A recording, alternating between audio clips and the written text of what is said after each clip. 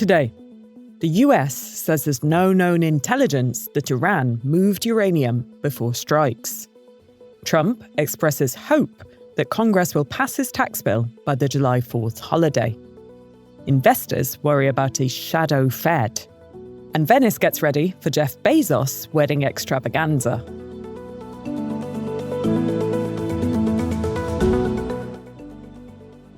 It's Friday, June 27th. This is Reuters World News, bringing you everything you need to know from the front lines in 10 minutes every weekday. I'm Tara Oakes in Liverpool.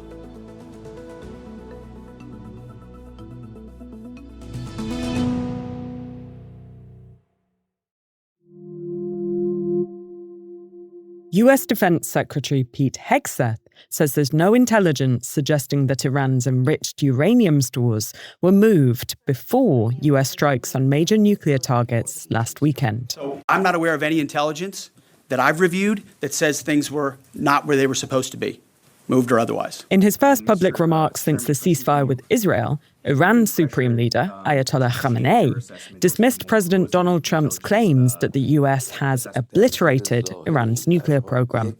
Iran also contradicted the White House on the possibility of a meeting between the countries soon. Iran's foreign minister, Abbas Araghchi, says Tehran is weighing whether negotiations with the United States are still in its interest. He says there's currently no understanding about renewing talks with the US. That's despite Trump's announcement earlier this week that talks were back on the table. Republicans in the US Senate are rushing to pass their version of Trump's big, beautiful tax bill. But while GOP leaders are showing optimism that the bill will become law by the July 4th Independence Day holiday, our politics reporter, David Morgan in Washington, D.C., has been reporting on the hurdles that remain in their way. Well, the Senate Republicans are determined to pass it before the July 4th holiday. They need to pass it in time for the House to then take it up so that it'll be on Trump's desk to sign. And because the Republicans are trying to pass this legislation without any input from Democrats, they need to use a procedure called budget reconciliation, which restricts the kind of legislation that can be in the bill. And the Senate parliamentarian is looking at the provisions that have been proposed, and she has identified some of the Medicaid provisions as not qualifying for reconciliation. The knock-on effect of all this could be a delay in the timeline for passing the bill. Senator Thune said that their aim was to potentially pass it on Saturday, which would allow the House of Representatives to take it up next week.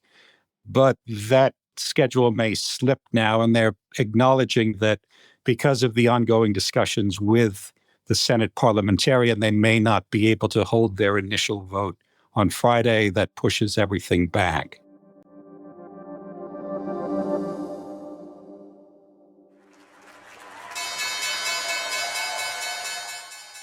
The dollar is under a lot of pressure this week. A report about a potential shadow Fed chair has investors spooked. Carmel Crimmins is here to shed a bit of light on things. Carmel, what is a shadow Fed exactly? So the nervousness you're seeing stems from a story in the Wall Street Journal this week saying President Trump may announce his pick to replace Fed Chair Jerome Powell early, perhaps even this summer.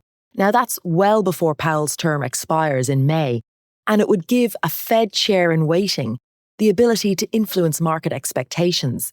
Now that person would presumably represent Trump's preferences for lower interest rates and could potentially have more influence on the market than Powell, so creating a kind of shadow Fed and undercutting perceptions of the Fed's independence, which is a core pillar of dollar strength.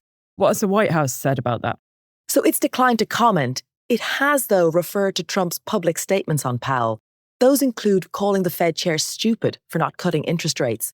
There was also a recent statement that he would name Powell's replacement very soon. And we had a statement this week that he had narrowed the list of replacements to 3 or 4. Who are the names on the list? So potential nominees include former Fed Governor Kevin Warsh as well as Kevin Hassett, who's the director of the White House's National Economic Council. You've also got current Treasury Secretary Scott Bessent in the mix, and current Fed Governor Christopher Waller. That's according to a person familiar with the deliberations.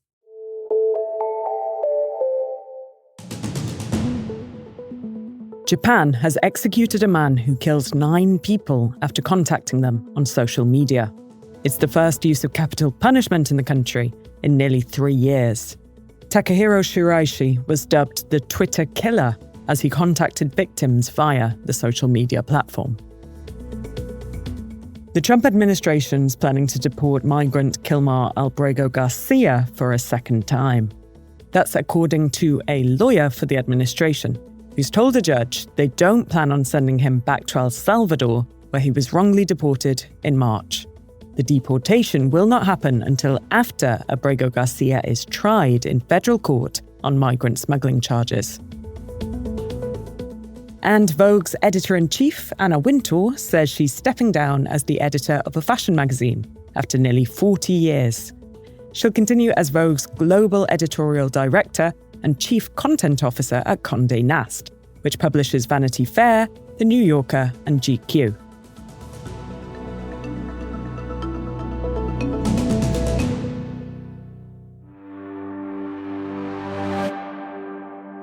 Amazon founder Jeff Bezos and journalist Lauren Sanchez are in Venice for a 3-day wedding extravaganza featuring celebrity guests as well as public protests.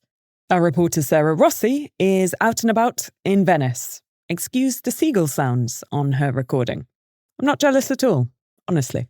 I am sitting on a bridge over a canal in Venice in a hot night, and I'm not far from the site where Jeff Bezos and Lauren Sanchez are holding their first party here in Venice for their wedding celebrations.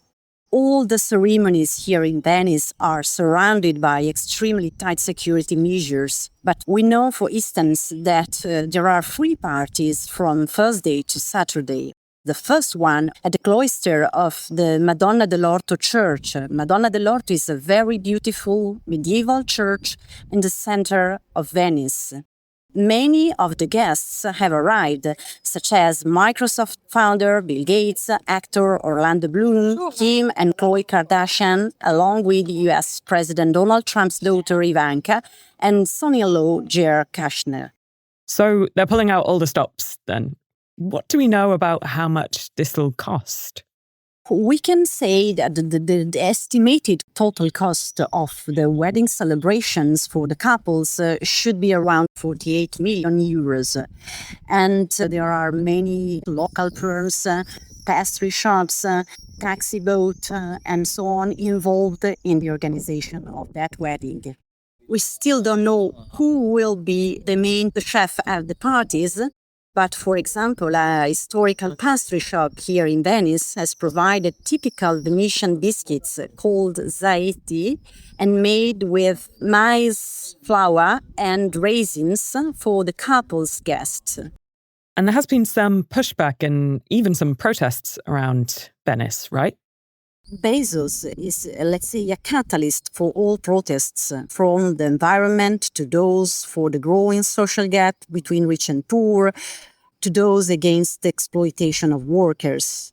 And the protests are also unprecedented because no wedding in Venice has ever had such massive media coverage, such high security measures. It is therefore a unique case, even for a city like Venice, accustomed for centuries to hosting kings, emperors, and popes.